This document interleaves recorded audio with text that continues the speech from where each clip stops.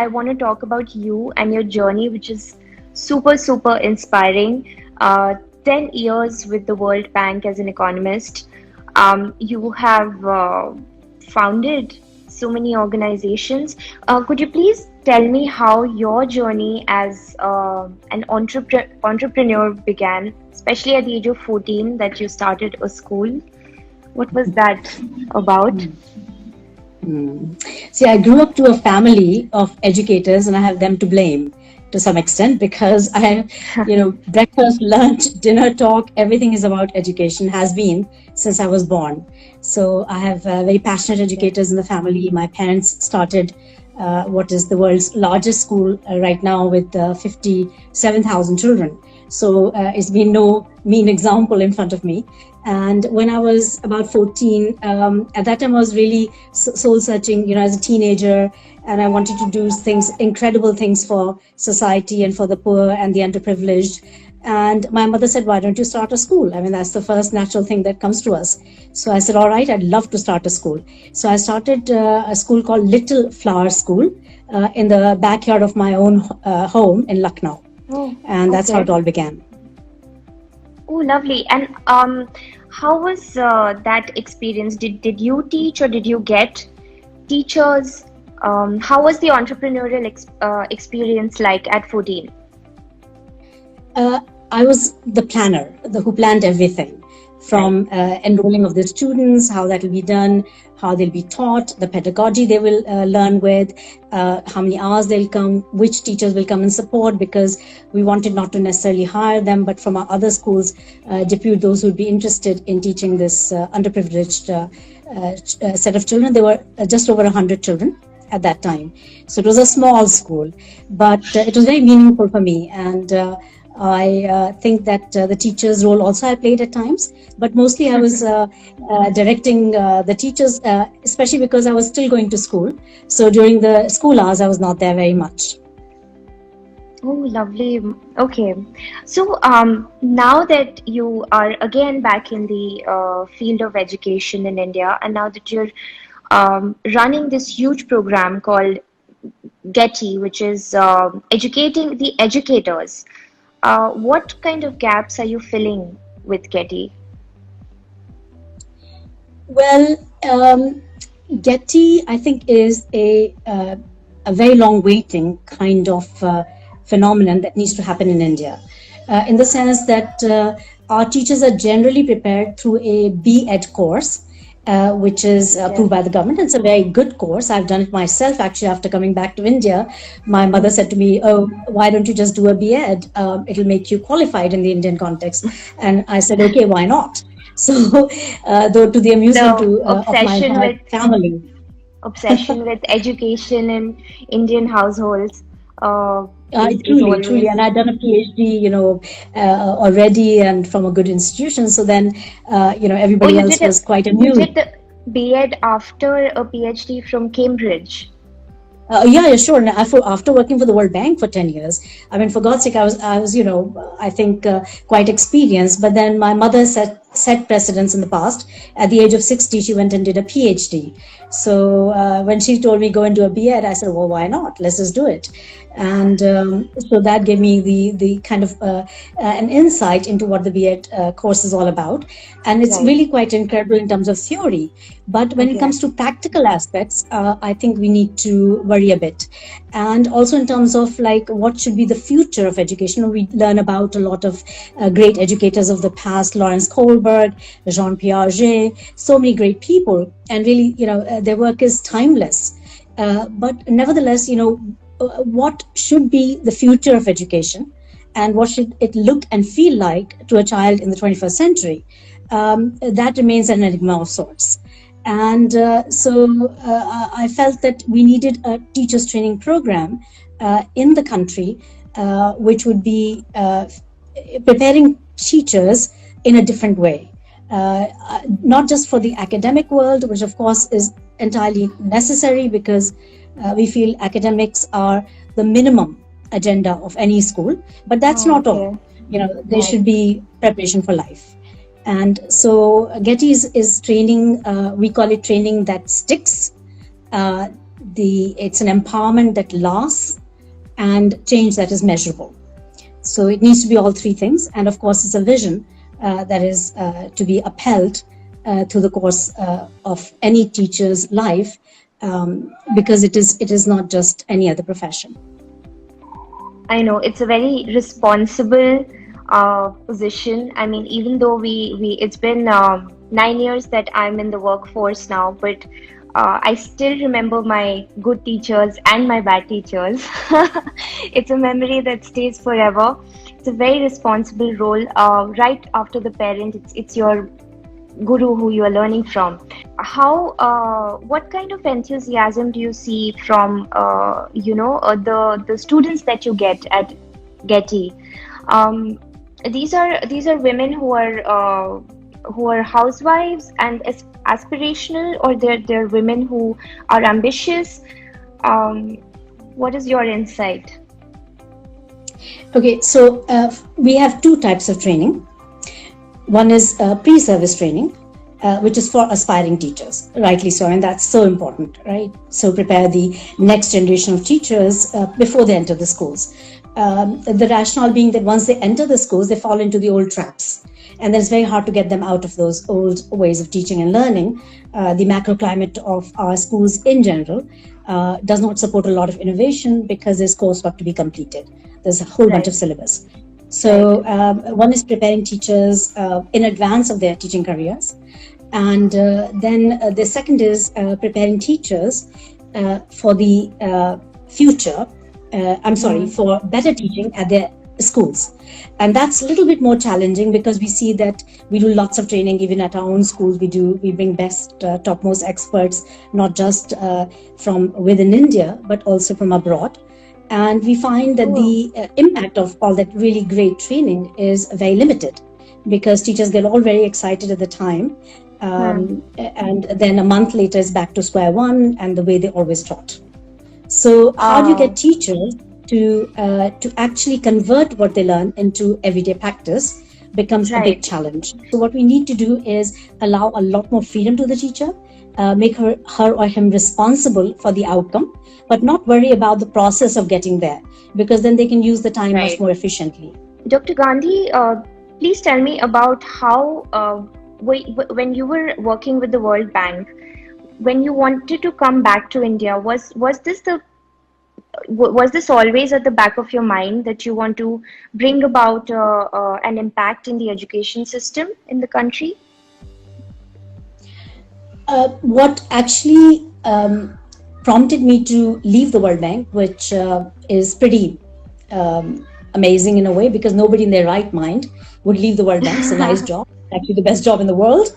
And I had worked there for 10 years. And but what propelled me into coming back to India is, of course, my parents' invitation that come back and serve here. That was a starting point.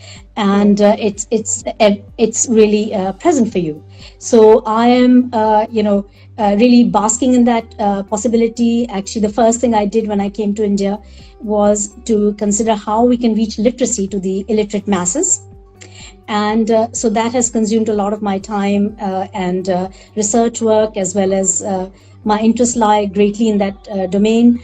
And I've come up with a kit for teaching the illiterates. It's called Global Dream Literacy Program. And it's now in 13 Indian languages. We are now engaging with Telangana and perhaps with Andhra Pradesh soon to take literacy to the masses. And in UP also, we've been doing experimental work. I say experimental work because we are not the government. And to make it really widespread, one would need at least 3 ingredients. One is government commitment. Second is materials, toolkits such as one I have made, which is 10x faster, cheaper, better in terms of making a dent on literacy. And third is a people's movement. So you really need people at all levels to get involved, because you just can't do it on your own. What were the initial changes you wanted to make in the system? What were the gaps that you saw in the Indian education system? We all know there are many, but primarily which were the gaps which on a priority basis needed attention? I think the very first change we need to bring is consider education's core as spiritual development, not just academic development, and move away from the idea and the notion that providing academics is the whole agenda of education, because we have to prepare children for life. And if we don't begin with a thought process that's clear enough, then we don't create those possibilities. So I've been promoting what we call the 4 building blocks of education that are essential in any kind of education we provide to the children. One is the framework of values, so we call it universal values as the first building block. Second is global understanding, which means a couple of things at a minimum, that we are part of one human family, and recognizing that fact. So if I run across an Afro-American, I am filled with joy and happiness to meet that person, and of any color, any religion, any background. My first reaction must be that of love and awe and wonder. Second is, looking after the environment, being conscious of the environment, and that is, part of global understanding, and that sentiment of love. So when we talk about Delors, the need of the hour. The need of the hour is love in the heart. So how do we create that love? And we see children being not so loving towards animals also. They throw pelt stones at them and things like that. So it really breaks my notion of what is a good education. So obviously, when we look at a good education, we're missing on values part. There's a routine. We do a morning assembly and we say good things, but then it's not necessarily as real as it needs to be in everyday living. And of course, it begins with example. When we look at global understanding, the second building block, we see that, we can hold the one world phone like I'm holding right now, but do I really have that love in the heart for everyone? True. And right. And the third building block, what I refer to as excellence in all things. So it's not just about academic excellence. I think that children should know they are more capable. They're endowed with a lot of powers that education system barely touches upon. And so we need to see a broader definition of education. We need to widen it. We need to deepen it. And we need to allow every child to explore his or her potential in a wide array of fields. And I'm not talking about careers here. I'm talking about just the innate interests and following them up, giving them every opportunity within the school community to develop their various and multiple talents and faculties. So more open schools than closed schools with limited agendas. And also in this excellence in all things, the only way we can really bring about excellence in every child is when we stop comparing them with each other. And so that relates to how we do our report cards, how we do our assessments. Absolutely. It's really limiting human beings from very early age. Yes. It creates, I think, it puts in a seed of insecurity and doubt, and you start judging yourself so easily. I think it's a very very common problem, because we're always grilled to achieve, and achievement means that you get higher grades, and it's sort of embedded in a normal education system, So I think they can get higher grades if they compete with themselves. When they compete with others, they get a feeling of I'm not good enough. They create fixed mindsets. Carol Dweck has spoken so about mindsets. And fixed mindset is I'm not good enough. And that really holds back human potential in a big way. The fourth building block is service to humanity. Third building block is obviously where schools squarely have to meet the agendas. The fourth building block is service to humanity. And this is something that children really want to do. Very early on, children, you see they empathize with each other. In a small, in a play school, you will see if one child cries, the others start crying. They empathize, they go and love that other child. Yeah. And they're so beautiful. And as they grow older, they tend to compete and therefore become meaner, and all sorts of negatives start popping in. And in a way, you're pulling another person down in order to become better. So, it goes against the grain of our humanity and our thinking of service to others and collaborating and doing teamwork and thinking of the welfare of everyone, and in the welfare of others lies the welfare of me. Just the opposite of Adam Smith to some extent, but we have to think in a vastly different way. Yes, I think even this is most definitely the need of the hour. What were the challenges you faced while establishing Getty an organization like this, which is so modern, and so ahead of its time. I'm sure you would have faced a lot of questions and etc. etc. Could you speak a little about how did you overcome those challenges? See, anything that you start, like whether you've started this wonderful Feministaa, and I Thank you. think you must have come across a lot of challenges as well, which is totally natural. Absolutely. Right? Yeah. So there are challenges. I think, starting with financial challenges, I don't depend on my parents to bail me out on projects that I do. And I spend a lot of my time, resources, personal resources, if you like, on things that I really believe in. So, always we are working, no matter what, in a resource constrained scenario. The question is, how do you impress upon people who are like in a sleepy state about education? And we need to jerk them up. And I think, maybe this COVID crisis has thrown us in the deep end, and we are having to think more critically. I've always believed that teachers need to reach out to the children in a more meaningful way, like as human beings, as mother and parent surrogate, and to see them in their entirety, not just in the academic sense, and to see the great potential, like the potential of each seed as a great mighty tree. And so that requires a lot of change of mindsets, and I think that's really the hardest to hit.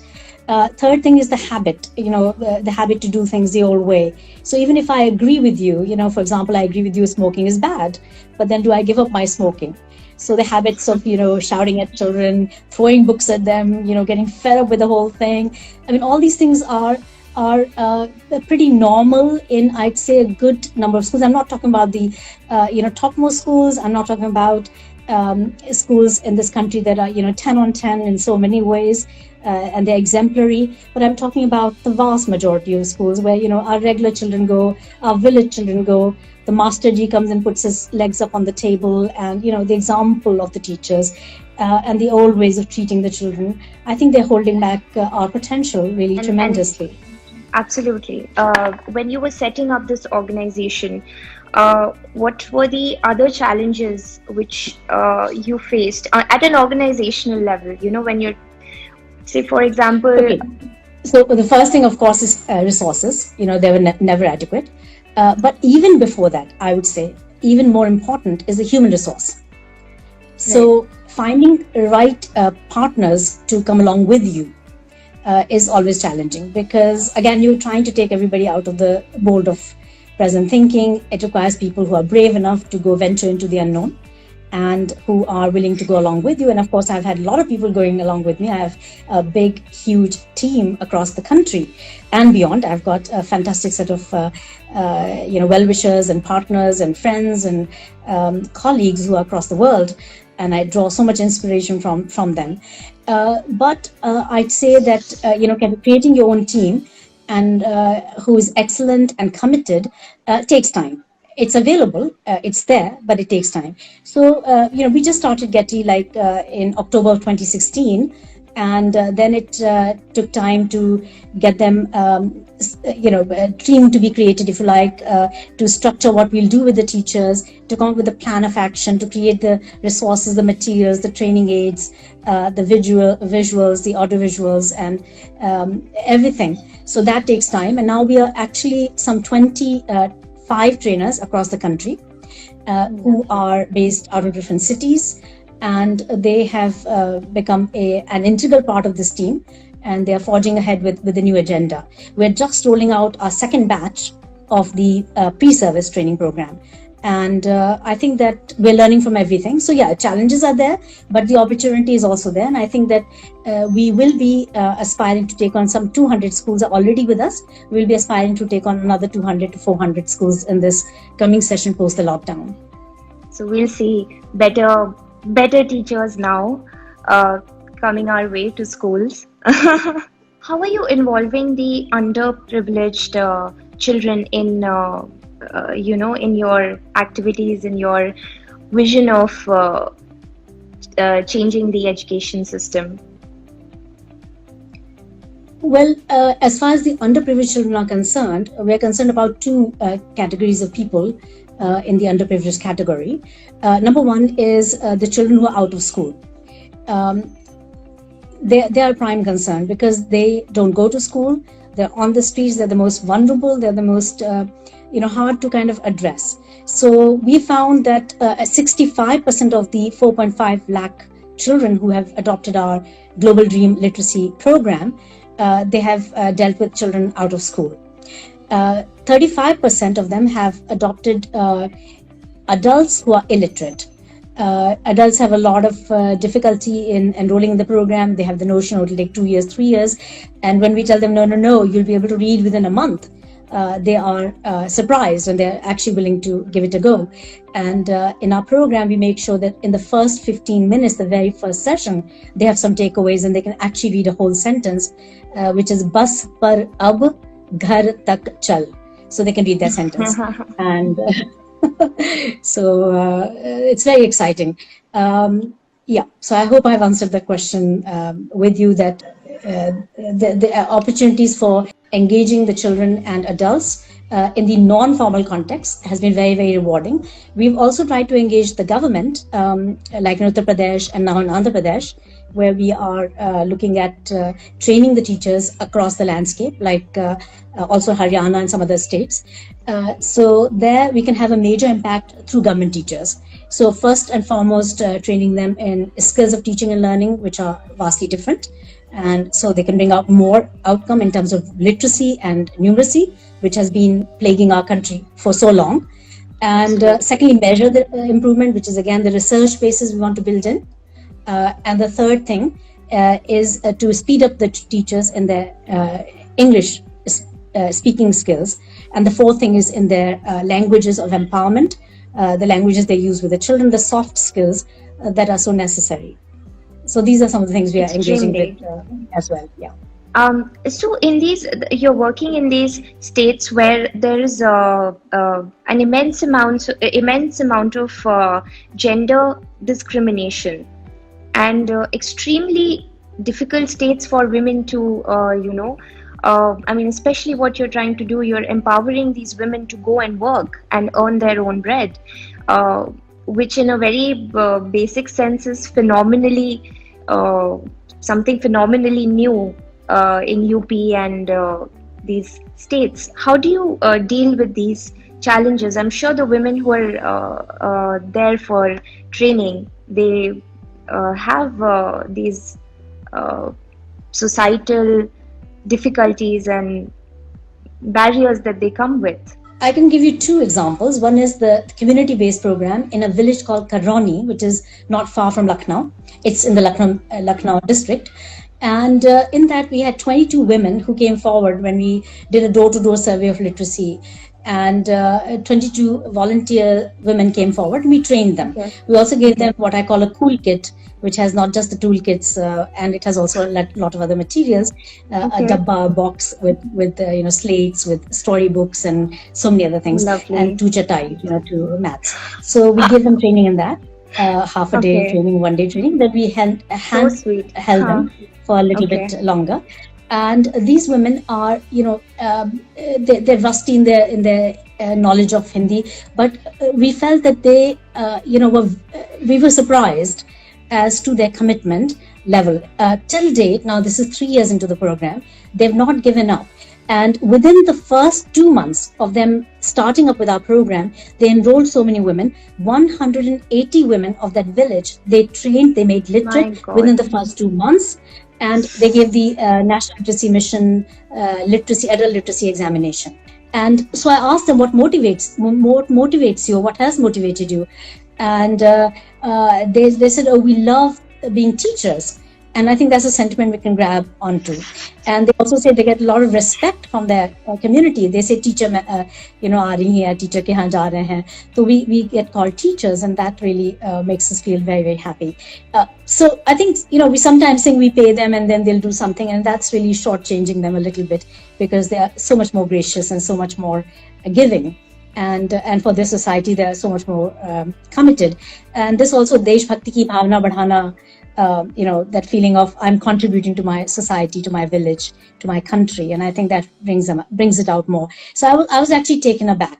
I was, for me, it's experimental, a scalable model, and we can definitely take it now. We've done it in one village, we can take it across the country. So it just needs that people's movement, the three ingredients that I feel are necessary to get going. Then in the slums, we have trained the very first batch of 13 ladies at a slum here in Lucknow. So in just about a month, we were able to take them for the literacy test, because literacy tests only happened twice a year and the date had come. So we took these 13 learners to do their first test, and we could see from their bayans, their interviews, that they were just delighted at the idea they could go to a school and take a test, and that they actually could read now. And just reading, we just could get them up to reading. We could not get them to numeracy yet, and then we subsequently took them to numeracy and all that. They also did very well at the literacy part. That's absolutely amazing. You're creating such a beautiful impact, and that also at the grassroots level where it's needed. I think this is absolutely phenomenal. I'm just awed, and I'm just amazed at how even I'm curious, how are these women motivated, and they're they're doing so well. If you're saying that they're taking adult literacy exams in a month, that's absolutely mind-blowing.